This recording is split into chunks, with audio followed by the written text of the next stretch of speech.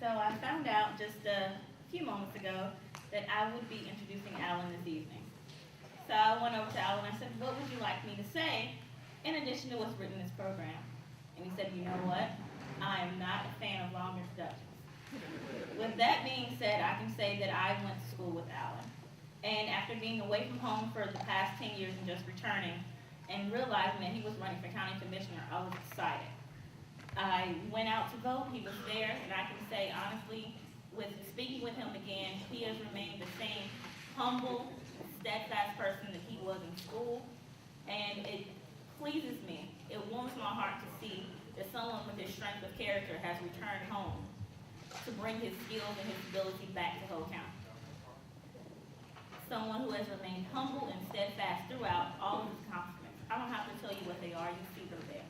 And he is still the same person that he was, and you know that doesn't happen a lot. So without further introduction, I'd like to introduce you to Mr. Alan Thomas.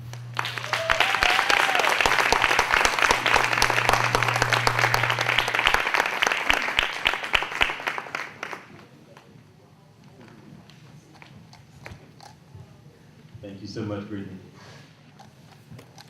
Good evening. Good evening. The band messed me up when they played that song late in the midnight hour. I don't know about you, but it had special meaning for me. When you had to wrestle through some things. I know we have many of our people working with this program who lost a father. And know that we're praying for you during this time of bereavement. It is an honor to be here today to speak with you and to share this moment with such great leaders who we're here to recognize today. When I think about leadership and influence and change, I think about my grandmother.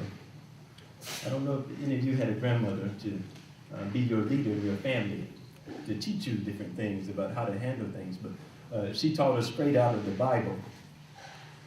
Scriptures that come to mind are, if God be for you, who can be against you? Seek ye first the kingdom of God and his righteousness, and all other things shall be added unto you. For the race isn't given to the swift, nor the strong, but yet unto he who endureth unto the end. So with scriptures like that, offer my background to the short speech that I'm about to make. I had a chance of talking with my friend Daniel, who left, had to leave, and told him that, he mentioned about being intimidated about going first.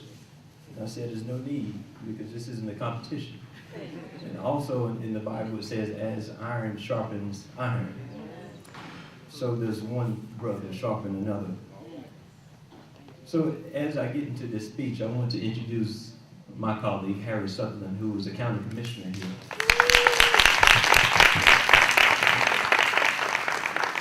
Before I was elected, I didn't realize why elected officials always had to get an introduction until I got elected and realized how hard it is to do the job that we do. So I want to thank him for being here. Beginning this speech, leadership is very special. I think about 2015 and how the world has changed so much.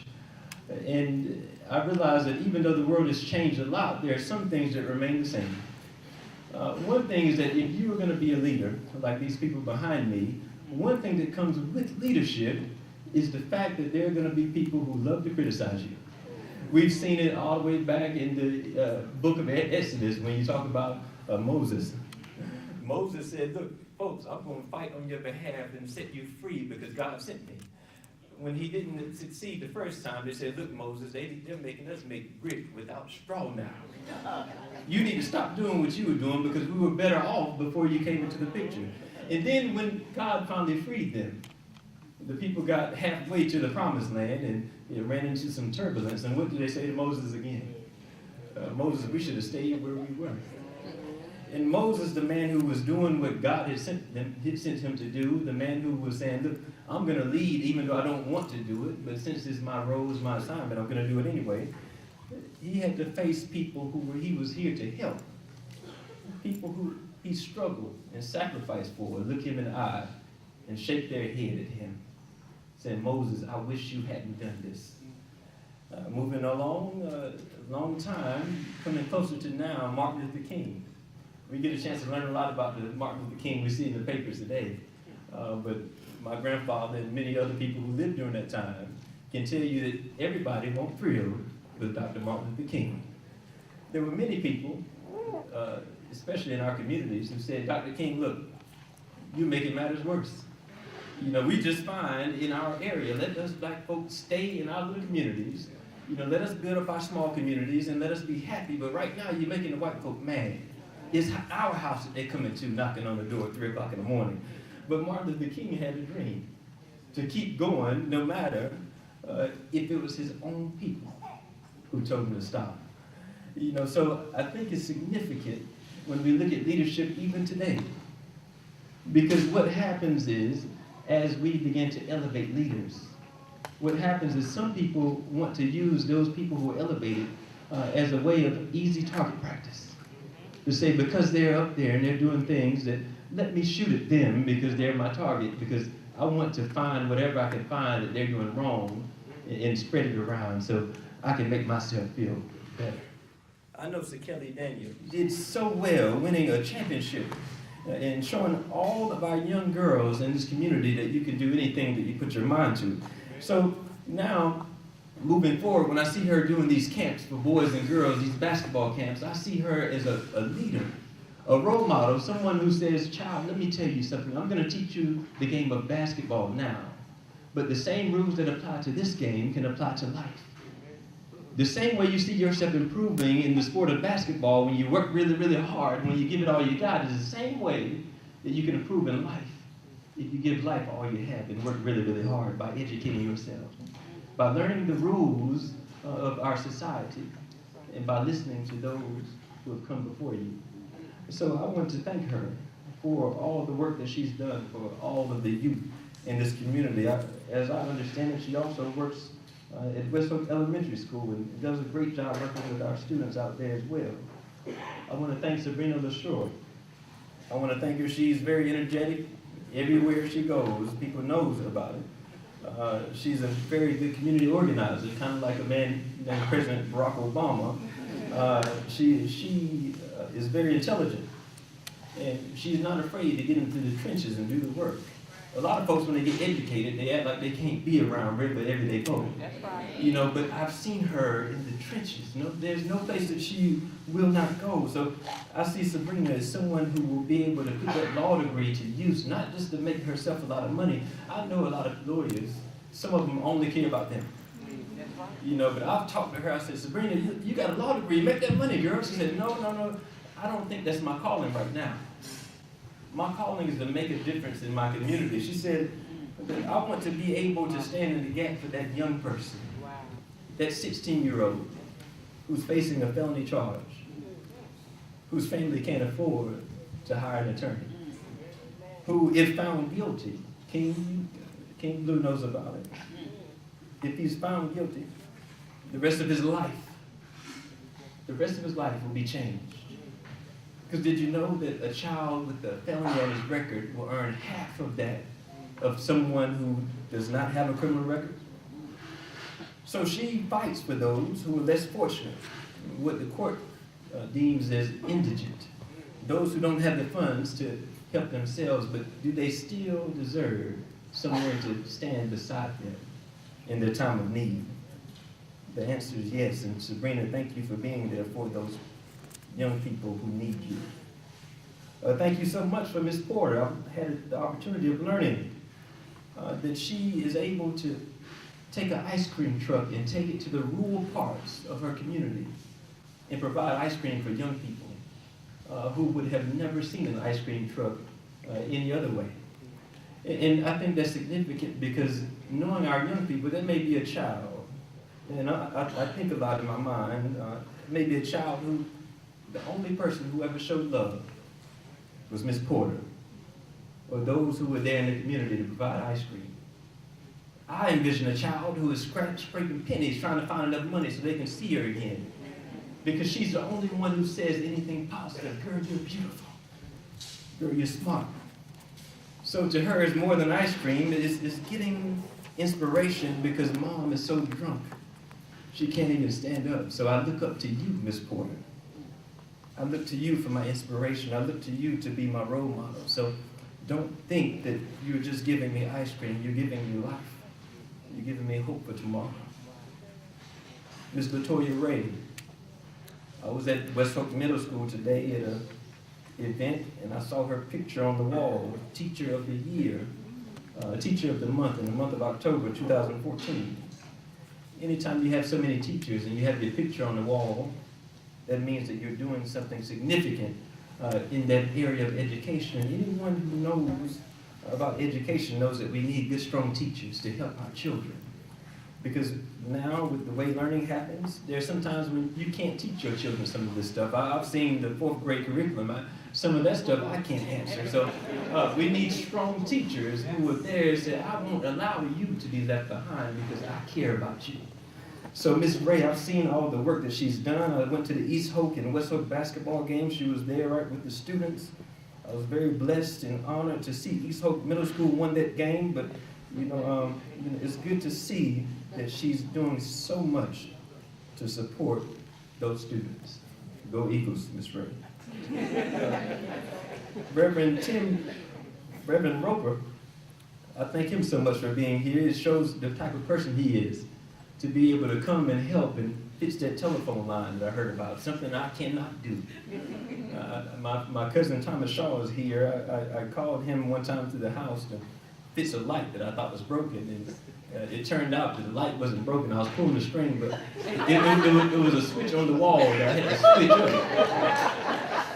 And once I switched the switch up, then you can pull the string and the light come on. So he helped me, because I would have called an electrician, and the electrician probably wouldn't have told me that. He would have charged me for being ignorant. But Reverend Roper, I see him.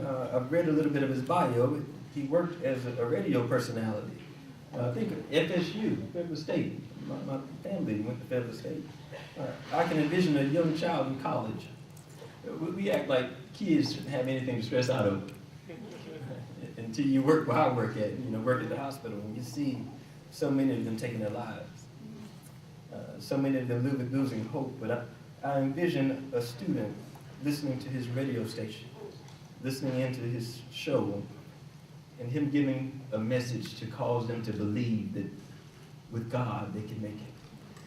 Because there are so many different stresses. I was in college. I was in college when my mother was killed. And, I had to go through all that, start working a full-time job. I know what it's like to be in college, what people think is just young people not worrying about anything, but I know what it's like to feel like you have the weight of the world on your shoulders. And for Mr. Roper to be able to be there and to do what God has called him to do and spread the gospel to that population, I think it speaks volumes of him, and I pray that his ministry strives. My friend Willie McCaskill, everyone knows Willie. Willie recently opened a store in West Hoke, and I was at West Hoke Elementary School the other day. They had an oratorical contest, and I went to give the winners some presents of congratulations, and I think I saw on the store that it said Daddy, Daddy Mac or something like that. And I envision that there's a child that go in that store every day, might not even have enough money to buy anything. But when he sees Willie's car out there, he comes in to talk to Willie, because Willie might not understand, but he's the only daddy that boy has ever known. Willie talks to him and thinks that he's just having small talk and just chit-chatting, but the boy is sitting there listening, learning how to be a man. I wish women could teach a boy how to be a man, but there's some things that only a man can teach a boy. So I thank Willie for his dedication to West Hope. I thank him for the dedication of his community. He's one who will call a spade a spade. We need more truth talk in our community, and I appreciate him for that. It keeps us all on our toes.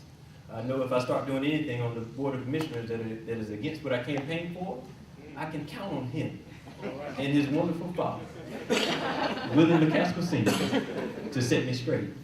And sometimes you need that. Not sometimes, all the time we need that, because as we rise, we want to make sure that we're still held accountable. And we need to make sure that we continue to follow what we promised. So, thanking all of these wonderful people, I want to say thank you all for being here. Because you're doing two things. You're honoring them for being here, and you're honoring their great work. And you're also donating to a great cause. Maggie's outreach is a wonderful, wonderful cause. Helping young people who are lost. You know, some people say, well, if they want to succeed, they'll succeed. You know, I went through tough times. But we cannot forget about our young people because they are our future. I used to work in the juvenile justice system, and I remember when I worked at a youth development center, which is the equivalent of a youth prison. I remember one day looking in the glass of a kid's room, because they were locked in their room, and see him just pacing around his room. And it reminded me of an animal. This kid was 12 years old, locked up. He ate when we allowed him to eat. He got out of his room when we allowed him to get out of his room. And to know that his entire life ahead of him can be dramatically changed when he's able to work with organizations like Maggie's Outreach. Organizations that say, look, I don't care about your past. I care more about your future. So that's why I wanted to take some time to come here today and to speak, to say thank you to Maggie's Outreach, to say thank you to all of you, and to continue inspiring our leaders, because as I close, leaders, one thing, some people when they look up to leaders for whatever reason, they want you to be perfect, because that's the vision that they envision for you, to be perfect. So what they can cause inadvertently is for leaders to place a mask on when they leave the house. You know, everything is going wrong in their life, but when they leave the house, they put on a mask and put on a smile and say, hey girl, everything going fine? Yeah girl, everything's fine. But really, in reality, things are not going so good. And when people look up to you, who do you go to and say, I'm struggling? When everybody looks up to you, who do you get help from? So that's why I pray for our leaders, because I know that there are so many people, even in this room, who are dealing with things, who are sitting here looking all pretty, all made up, hair done, but they're going through some things. And I want them to know that I definitely pray with you, and know that you're not alone, no matter what it is. I know that God can fix it. I don't know if I'm talking to anyone in here, but know that I love you. And I thank you for allowing me to speak and share with you today. God bless you. Thank you.